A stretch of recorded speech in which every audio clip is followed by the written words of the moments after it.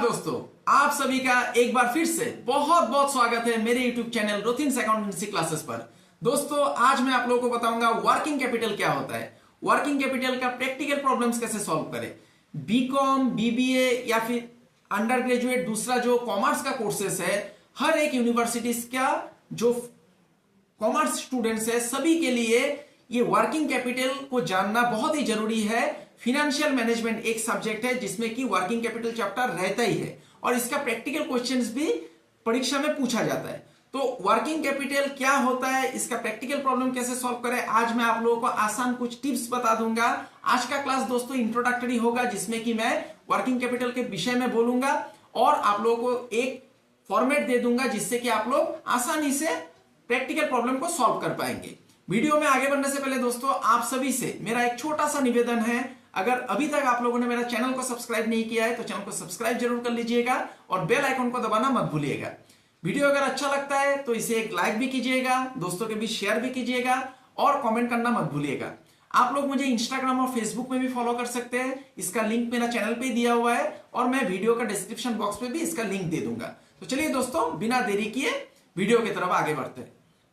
तो आज का जो विषय है वर्किंग कैपिटल, पहले आप लोग जान लीजिए एक फर्म का या फिर कंपनी का जो कैपिटल होता है इसको दो हिस्सा में बांटा जाता है दोस्तों, क्लासिफाई करते हैं हम लोग। एक होता है फिक्स्ड कैपिटल, दूसरा होता है वर्किंग कैपिटल। पहले जान लीजिए फिक्स्ड कैपिटल क्या होता है। फिक्स्ड कैपिटल वो कैपिटल होता है, मतलब वैसा पूंजी होता है जिसको कि आप लोग लॉन्ग टर्म के लिए, ज्यादा समय के लिए फंसा देते हैं।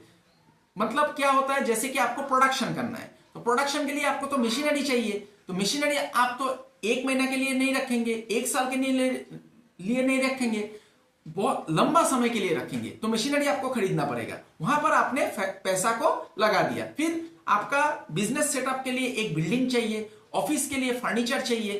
तो ये जो कैपिटल आप इन्वेस्ट कर रहे हैं बिजनेस में, इसको लॉन्ग टर्म के लिए आप इन्वेस्ट कर रहे हैं, इसको फिक्स्ड कैपिटल बोला जाता है। तो ये एक पार्ट हो गया कैपिटल का। दूसरा जो पार्ट है आज का जो मुख्य विषय है वर्किंग कैपिटल, ये क्या होता है दोस्तों। बेसिकली वर्किंग कैपिटल जो होता है, working capital is the difference between current assets and current liabilities. सरल भाषा में समझाता हूं, फर्म का जो डे टू डे एक्सपेंसेस है, जो रोजमर्रा का खर्चा है, उसको मीटअप करने के लिए, उसके पूर्ति के लिए जो फंड चाहिए होता है फर्म को, उसको वर्किंग कैपिटल बोला जाता है। सरल भाषा में और भी आसान भाषा में समझा देता हूं। जैसे कि आपको प्रोडक्शन के लिए रॉ मटेरियल चाहिए होगा हर रोज, तो रॉ मटेरियल खरीदने के लिए आपको पैसा चाहिए, उसके लिए आपको एक फंड चाहिए होगा। फिर आपका जो वर्कर होगा, वर्कर को सैलरीज वेजेस देना होगा, आपका एम्प्लॉय को सैलरीज देना होगा, इलेक्ट्रिसिटी बिल है, दूसरा भी कुछ कुछ खर्चा है जो हर रोज आपको करना है, उसके लिए एक फंड आपको बचा के रखना है, उसको वर्किंग कैपिटल बोला जाता है। अभी वर्किंग कैपिटल में देखिए दोस्तों, इसमें दो कॉन्सेप्ट आता है।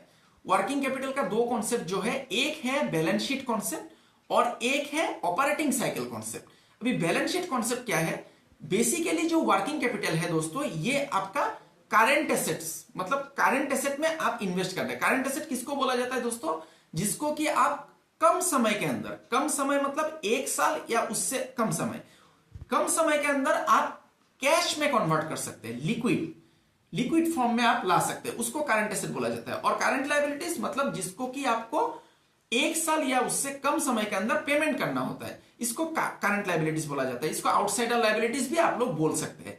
जो वर्किंग कैपिटल है इसको हम लोग रिवॉल्विंग कैपिटल या फिर सर्कुलेटिंग कैपिटल भी बोल सकते हैं। अभी जो मैं दो कॉन्सेप्ट के बारे में बता रहा था कि जो वर्किंग कैपिटल का कॉन्सेप्ट है, इसमें दो कॉन्सेप्ट है, एक बैलेंस शीट कॉन्सेप्ट, एक operating cycle concept. Balance sheet concept में भी दो हिस्सा में इसको विभाजित किया गया है। एक है ग्रॉस वर्किंग कैपिटल, मतलब जिसमें कि करंट एसेट में आपको इन्वेस्ट करना है। करंट एसेट मतलब आपका कस्टमर हो गया, कैश आपके पास रिजर्व में पैसा आपने रखा है। रिजर्व में क्यों पैसा रखा है, क्योंकि आपको मतलब किसी सप्लायर को पैसा देना है या फिर रॉ मटेरियल खरीदना है, तो आपने रिजर्व में पैसा रख दिया। तो ये ग्रॉस वर्किंग कैपिटल, ग्रॉस ये फाइनल वर्किंग कैपिटल नहीं है दोस्तों, ये एक कॉन्सेप्ट है। दूसरा एक कॉन्सेप्ट होता है net working capital. Net working capital मतलब उसमें क्या करना पड़ेगा, नेट आपका नेट वर्किंग कैपिटल कितना है हाथ में, उसको देखा जाता है। इसमें क्या करना पड़ता है, करंट एसेट से जितना करंट लायबिलिटीज है उसको माइनस करना पड़ता है, मतलब डिफरेंस, आपको डिफरेंस देखना पड़ेगा। उसमें जो कैपिटल निकल के आएगा वही कैपिटल आपका नेट वर्किंग कैपिटल होगा। ये पॉजिटिव भी हो सकता है, नेगेटिव भी हो सकता है। पॉजिटिव मतलब अगर आपका करंट एसेट्स ज्यादा है करंट लायबिलिटीज से, तब आपका पॉजिटिव वर्किंग कैपिटल शो करेगा। अगर लायबिलिटीज, आउटसाइडर लायबिलिटीज आपका ज्यादा हो गया, मतलब आपका पेमेंट ड्यू ज्यादा हो गया, तब आपको नेगेटिव वर्किंग कैपिटल शो करेगा। तो बेसिकली जो वर्किंग कैपिटल का फॉर्मूला है, फॉर्मूला होता है current assets minus current liabilities. अभी देखिए दोस्तों, हम लोग जो बात कर रहे थे, दो कॉन्सेप्ट, एक बैलेंस शीट कॉन्सेप्ट, इसमें दो भाग में विभाजित किया गया है, एक ग्रॉस वर्किंग कैपिटल, एक नेट वर्किंग कैपिटल। दूसरा जो होता है ऑपरेटिंग साइकिल, ये क्या होता है दोस्तों, ऑपरेशन, इस शब्द से समझ में आता है। ऑपरेटिंग साइकिल मतलब आपका बिजनेस का जो ऑपरेशन हो रहा है, बिजनेस ड्यूरिंग ऑपरेशन आपका कितना खर्चा हो रहा है, उस खर्चा को आप मीटअप कर सकते हैं कि नहीं, उस खर्चा को मीटअप करने के लिए आपको क्या जरूरत है, फंड का जरूरत है। उसी फंड को हम लोग वर्किंग कैपिटल बोलते हैं। मतलब हर रोज का डे टू डे एक्सपेंसेस को मीटअप करने के लिए जो फंड आप रख रहे हैं उसको वर्किंग कैपिटल बोला जाता है।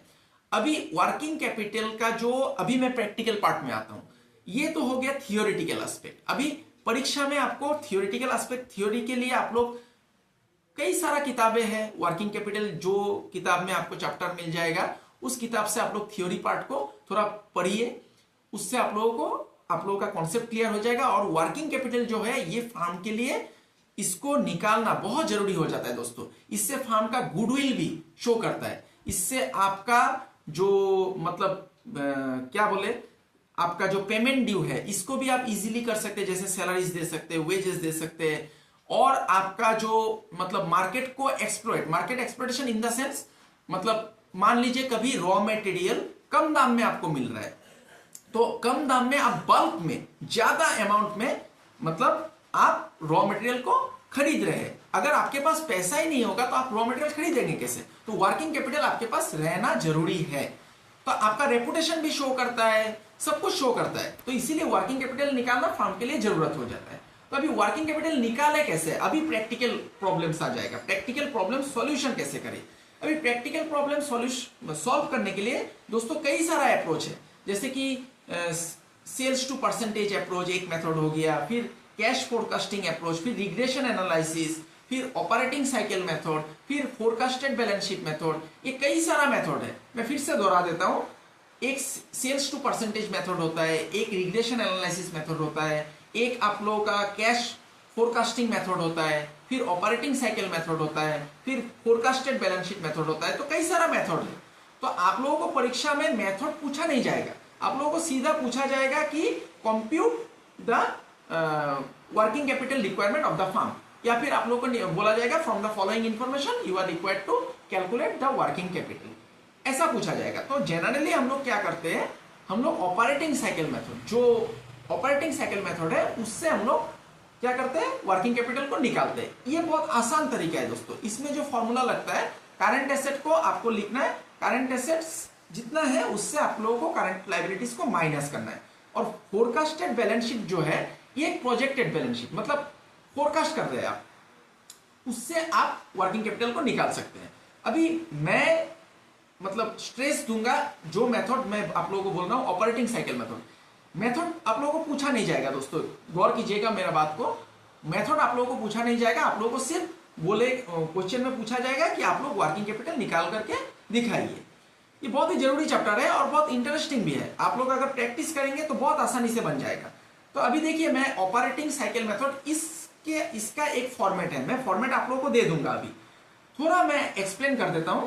अभी करंट एसेट में आप लोगों को क्या क्या लिखना है, गौर कीजिएगा एक एक शब्द को। पहले आप लोगों को लिखना है रॉ मटेरियल्स। आपका फर्म में तो रॉ मटेरियल, मतलब आपको प्रोडक्शन के लिए रॉ मटेरियल चाहिए होगा, स्टॉक ऑफ रॉ मटेरियल आपको पहले लिखना है। फिर आ जाता है वर्क इन प्रोग्रेस, मतलब आपका काम कितना दूर तक आपने कंप्लीट किया है।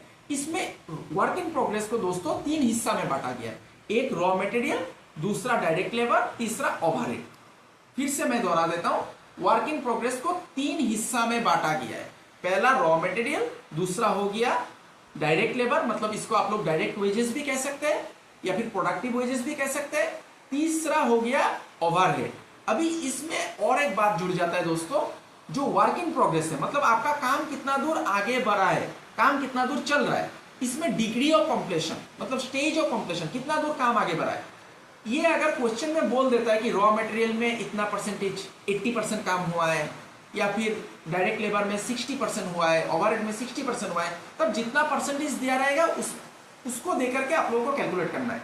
लेकिन क्वेश्चन अगर साइलेंट है, कुछ नहीं बोल रहा है कि कितना परसेंटेज आप लोगों का काम संपूर्ण हुआ है, तब आप लोगों को पकड़ना है रॉ मटेरियल में 100%, डायरेक्ट लेबर में 50% और ओवरहेड में 50%। दोबारा सुनिए, रॉ मटेरियल में आप लोगों को पकड़ना है 100%, डायरेक्ट लेबर में 50% और ओवरहेड में 50%। अगर क्वेश्चन साइलेंट है तो ये दो हो गया, पहला हो गया स्टॉक ऑफ रॉ मटेरियल, दूसरा हो गया work in progress. Work in progress को 3 हिस्सा में बांटना है। फिर आ जाता है दोस्तों स्टॉक ऑफ फिनिश्ड गुड्स, मतलब आपने तो सामान मतलब प्रोडक्शन के लिए रॉ मटेरियल को आपने मशीन में डाला, फिर वो प्रोसेस होके फिनिश प्रोडक्ट में कन्वर्ट होगा। फिनिश प्रोडक्ट को भी 3 हिस्सा में बांटा गया है, सेम रॉ मटेरियल, फिर डायरेक्ट लेबर, फिर आपका आ जाता है ओवरहेड। ये 3 हिस्सा में बांटा गया है। चौथा आ जाता है दोस्तों डेटर्स मतलब कस्टमर, इसको भी दोस्तों 3 हिस्सा में बांटा गया है, सेम रॉ मटेरियल्स, फिर आ जाता है डायरेक्ट लेबर, फिर आ जाता है ओवरहेड। उसके बाद दोस्तों अगर दूसरा कोई करंट एसेट्स है, if any other current assets, उसको लिखना पड़ेगा। फिर आपका अगर कैश बैलेंस आपने रखा है वर्किंग कैपिटल के लिए, तो आपका डे टू डे एक्सपेंसेस को मीटअप करने के लिए, तो उसको भी लिखना पड़ेगा। ये करंट एसेट्स सब आप लोग जोड़ लीजिए। उसके बाद आ जाता है करंट लायबिलिटीज। अभी करंट लायबिलिटीज में दोस्तों पहले आपको लिखना है क्रेडिटर्स मतलब आपका सप्लायर, जिसने आपको सामान सप्लाई किया है रॉ मटेरियल, उसको लिखना है, रॉ मटेरियल्स को मतलब सप्लायर को। फिर अगर leg in payment of expenses मतलब आपका आउटस्टैंडिंग है, मतलब किसी को पेमेंट आपको देना है, आउटस्टैंडिंग ड्यू है, उसको लिखना है। फिर आ जाता है दूसरा कोई करंट लायबिलिटीज है तो उसको लिखिए। फिर करंट एसेट्स से करंट लायबिलिटीज को माइनस कर दीजिए।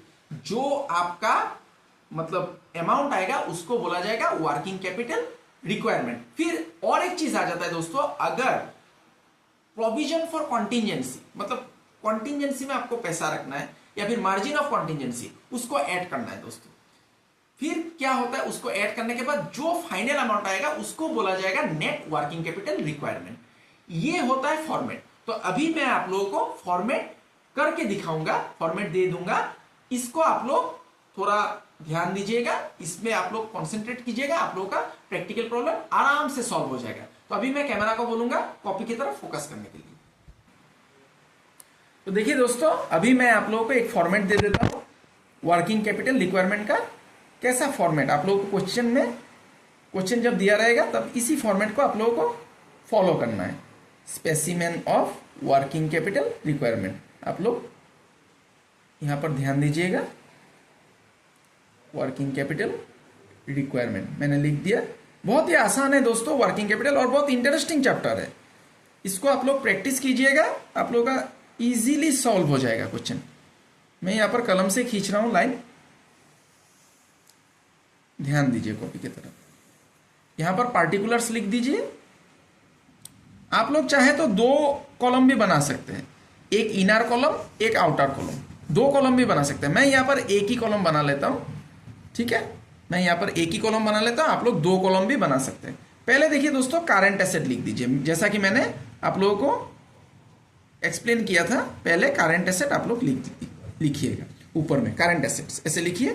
फिर पहले आ जाता है stock of raw materials, stock of raw materials लिखिए। एडजस्टमेंट रहेगा दोस्तों, मैं आप लोगों को करना सिखा दूंगा। आज सिर्फ फॉर्मेट आप लोग देखिए, स्टॉक ऑफ रॉ मटेरियल्स। दूसरा हो जाता है दोस्तों वर्क इन प्रोग्रेस।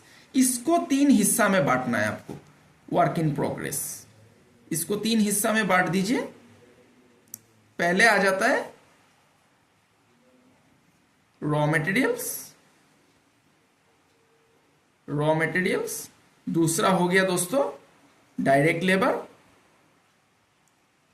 तीसरा हो गया ओवरहेड। ये सब अमाउंट को दोस्तों इनर कॉलम में लिखना है, मतलब यहां पर लिखना है।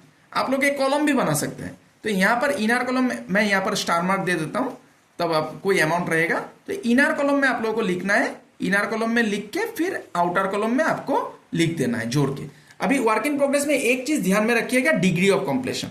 अगर क्वेश्चन साइलेंट रहेगा तो रॉ मटेरियल्स में 100% होगा, डायरेक्ट लेबर में 50% और ओवरहेड में भी 50%। और अगर परसेंटेज दिया हुआ है तो उसको आप लोगों को अप्लाई करना पड़ेगा। तीसरा हो जाता है दोस्तों stock of finished goods. Stock of finished goods, इसको भी 3 हिस्सा में बांटना है आपको। पहला रॉ मटेरियल्स, पहला रॉ मटेरियल्स लिख दीजिए, फिर डायरेक्ट लेबर, फिर आ जाता है दोस्तों ओवरहेड्स। सेम होता है ओवरहेड्स, इसको भी अंदर में लिखिए इनर कॉलम में, फिर जोड़ के बाहर में लिख दीजिए। मैं लाइन को और खींच लेता हूं। फिर आता है दोस्तों आप लोगों का कस्टमर मतलब डेटोर्स। डेटोर्स को भी 3 हिस्सा में आपको बांटना है, सेम रॉ मटेरियल्स। और एक बात याद रखिएगा, डेटोर हमेशा, डेटोर मतलब आपका कस्टमर, मतलब आपसे उधार में पैसा मतलब सामान लिया है, तो ये क्रेडिट सेल के ऊपर होगा, कैश के ऊपर नहीं होगा दोस्तों, क्रेडिट सेल के ऊपर होगा। इसको याद रखिएगा। इसको भी 3 हिस्सा में बांटना है, डायरेक्ट लेबर। फिर दोस्तों आ जाता है ओवरहेड्स। 3 हिस्सा में आप लोगों ने बांट दिया। इसको भी इनर कॉलम में लिख दीजिए। मैं अभी स्टार मार्क दे रहा हूं क्योंकि अमाउंट नहीं है, ये स्पेसिमेन है, एक नमूना मैं जस्ट आप लोगों को दिखा रहा हूं। फिर दोस्तों अगर दूसरा कोई एसेट है, कैश बैलेंस अगर है तो कैश बैलेंस लिखिए। और अगर दूसरा कोई एसेट है, 6 नंबर में दे देता हूं, if any other asset, any other current asset, तो उसको भी आपको लिखना है, if any other current asset. ये लिख दिया आप लोगों ने, ये हो गया दोस्तों। यहां पर सभी करंट एसेट को जोड़ दीजिए। सभी करंट एसेट को अगर जोड़ देंगे तो यहां पर एक अमाउंट मिलेगा। अभी आपको लिखना है करंट लायबिलिटीज, नीचे लिख दीजिए करंट लायबिलिटीज। करंट लायबिलिटीज आप लोगों ने लिख दिया। फिर यहां पे पहला जो आ जाएगा, इसमें आएगा क्रेडिटर्स, मतलब आपका सप्लायर जिससे आपने रॉ मटेरियल्स उधार पे लिया है, क्रेडिटर्स। ये हमेशा रॉ मटेरियल्स के ऊपर होगा दोस्तों। मैं यहां पर ब्रैकेट में लिख देता हूं, रॉ मटेरियल्स के ऊपर होगा, रॉ मटेरियल्स। ये ध्यान में रखिएगा, इसको आप लोग ऐसे लिख दीजिए। फिर दूसरा आ जाता है, अगर कोई आउटस्टैंडिंग एक्सपेंसेस है, lag in payment of expenses. मैं lag in payment of expenses लिख देता हूं। लैग इन पेमेंट ऑफ मतलब आपका पेमेंट ड्यू है, इसको आपको लिखना है। फिर दूसरा अगर इफ एनी अदर, जैसा कि करंट एसेट था वैसा ही करंट लायबिलिटीज भी हो सकता है। If any other current assets, sorry current liabilities, any other current liabilities, ये हो गया दोस्तों। इसको भी लिख दीजिए। अभी क्या कीजिए, ये करंट लायबिलिटीज में बी लिख दीजिए और करंट एसेट में ए लिख दीजिए, तब आप लोगों का सुविधा होगा। अभी देखिए, ये करंट एसेट में एक अमाउंट मिला, करंट एसेट से सभी अमाउंट करंट लायबिलिटीज को माइनस कर दीजिए। जो आएगा इसको बोला जाएगा वर्किंग कैपिटल, इसको बोला जाएगा दोस्तों वर्किंग कैपिटल।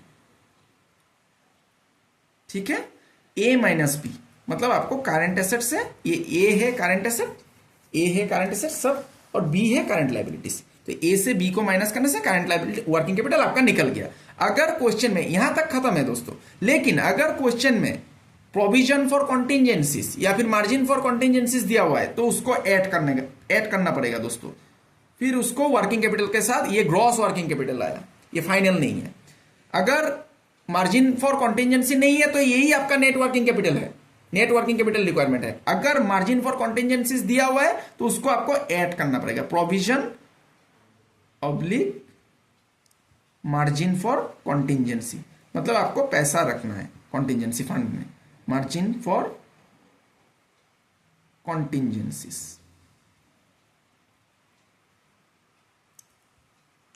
इसको ऐड कर देना है।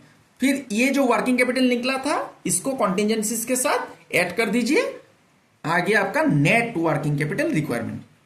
अगर क्वेश्चन में प्रोविजन फॉर और मार्जिन फॉर कॉन्टिजेंसी अगर नहीं है, तब वर्किंग कैपिटल, यहां पर ही आपको नेट वर्किंग कैपिटल लिखना है, नेट वर्किंग कैपिटल रिक्वायरमेंट, ध्यान दीजिएगा इसमें, नेट वर्किंग कैपिटल रिक्वायरमेंट। ये देखिए दोस्तों, ये है फॉर्मेट, इसको आप लोग थोड़ा याद कर लीजिएगा, बहुत ही आसान फॉर्मेट है, इसको थोड़ा स्क्रीनशॉट लेके आप लोग याद कर लीजिएगा, बहुत आसान है। देखिए कितना आसानी से फॉर्मेट बन गया। तो आशा करता हूं दोस्तों आज मैं आप लोगों को समझा पाया हूं कि वर्किंग कैपिटल होता क्या है। मैंने एक फॉर्मेट भी दे दिया है आप लोगों को। अगला वीडियो में मैं आप लोगों को प्रैक्टिकल प्रॉब्लम कैसे सॉल्व किया जाता है ये सिखाऊंगा।